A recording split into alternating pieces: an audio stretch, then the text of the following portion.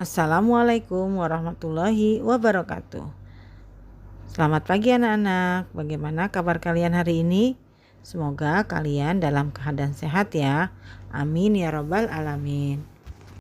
Sebelum mulai belajar, ada baiknya kalian mempersiapkan alat tulis terlebih dahulu untuk mencatat hal-hal penting yang ada pada materi ini. Marilah kita buka pembelajaran kita kali ini dengan membaca basmalah. Bismillahirrahmanirrahim. Kali ini kita akan mempelajari cara hewan berkembang biak. Pada pembelajaran yang lalu, kalian telah mempelajari bagaimana cara tumbuhan berkembang biak. Sekarang kita akan mempelajari bagaimana cara hewan berkembang biak. Perkembangbiakan pada hewan dibagi menjadi dua jenis, yaitu generatif dan vegetatif. Apakah kalian masih ingat apa itu generatif? Ya, generatif adalah perkembangbiakan dengan cara kawin. Artinya dibutuhkan hewan pejantan dan betina untuk melakukan proses perkembangbiakan. Apakah kalian tahu mengapa hewan berkembang biak? Hewan berkembang biak untuk mencegah kepunahan dan melestarikan jenisnya. Hewan berkembang biak dengan cara yang berbeda. Secara umum ada dua macam perkembangbiakan hewan. Hewan berkembang biak secara generatif dan secara vegetatif. Perkembangbiakan generatif melibatkan sel kelamin jantan dan betina. Jika kedua sel kelamin bertemu, maka akan terbentuk individu baru. Ada 3 cara perkembangbiakan generatif, yaitu ovipar, vivipar, dan opovivipar. Ovipar adalah hewan-hewan yang berkembang biak dengan cara bertelur. Telur pada umumnya harus dierami induknya hingga menetas. Proses pengeraman dilakukan untuk menjaga suhu telur agar tetap stabil. Suhu telur yang tetap terjaga sangat berpengaruh pada perkembangan bakal hewan yang ada di dalam telur. Ciri khusus hewan ovipar adalah tidak memiliki daun telinga, bukan merupakan hewan mamalia, induk tidak menyusui anaknya, tidak memiliki kelenjar susu, induk mengerami telur hingga menetas, dan telur berada di luar tubuh induknya. Ayam adalah salah satu contoh hewan ovipar. Contoh lain hewan ovipar adalah sebagai berikut. A. Kelompok unggas, misalnya ayam, itik, angsa, dan burung. Jenis unggas ini setelah sang induk bertelur, kemudian induk tersebut mengerami telurnya dan setelah dierami beberapa waktu, telur tersebut menetas menjadi hewan kecil seperti anak ayam, anak itik, dan anak burung. Berikutnya kelompok ikan, misalnya ikan emas, ikan lele, dan ikan nila.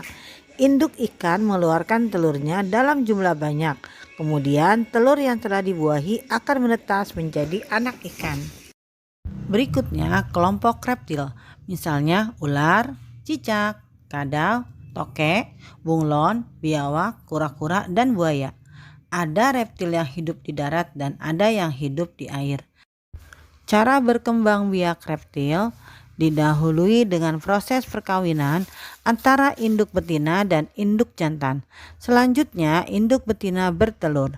Setelah beberapa hari kemudian telur akan menetas dan menjadi anak reptil kecil. Berikutnya kelompok amfibi, misalnya katak dan kodok. Katak atau kodok melewati proses metamorfosis dalam siklus hidupnya. Amfibi bereproduksi dengan fertilisasi eksternal. Katak betina melepaskan telur di dalam air dan katak jantan melepaskan sperma di dalam air untuk membuahi sel telur tersebut. Kembangbiakan generatif berikutnya adalah vivipar. Vivipar adalah hewan-hewan yang berkembang biak dengan cara melahirkan. Pada umumnya hewan ini termasuk jenis mamalia. Pada perkembangbiakan hewan dengan cara vivipar, hewan ini akan mengalami kehamilan. Kehamilan terjadi karena adanya proses pembuahan sel telur betina oleh sel jantan di dalam tubuh induk betina. Kemudian mengalami pertumbuhan hingga akhirnya dilahirkan dalam bentuk individu baru yang sejenis. Ciri-ciri hewan vivipar adalah memiliki kelenjar susu, memiliki daun telinga, Tubuh ditutup dengan bulu atau rambut dan pada umumnya menyusui atau mamalia.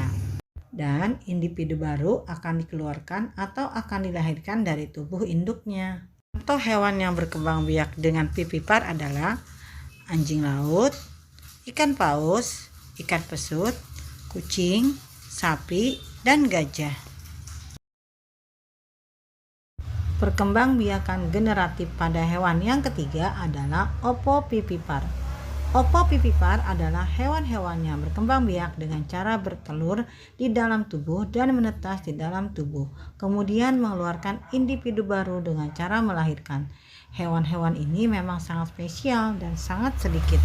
Jadi, ovipar adalah perkembangbiakan hewan dengan cara penggabungan antara bertelur atau ovipar dan melahirkan atau vivipar.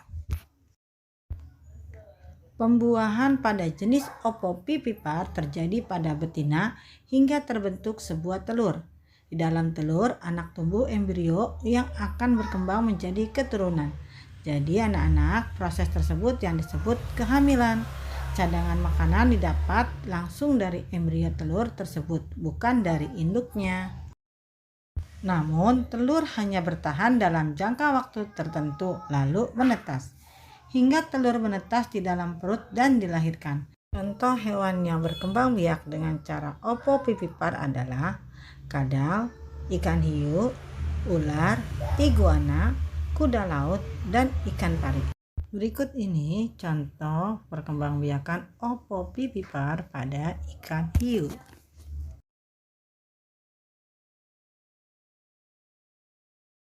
Perkembangbiakan pada hewan yang kedua adalah perkembangbiakan hewan secara vegetatif.